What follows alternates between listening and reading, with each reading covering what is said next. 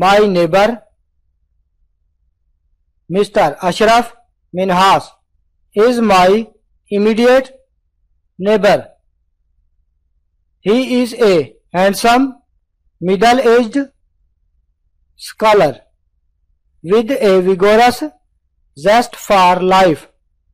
He is a real gentleman with a lot of goodwill.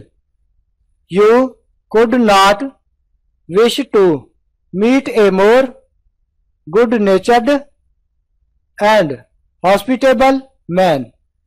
He likes gardening. His garden is full of flowers in spring.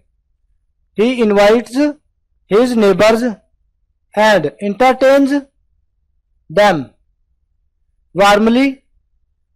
He delights everybody with fond details of lovely flowers and their blooming patterns. Mr. Minhas is an optimist by nature and he never worries himself over trifles.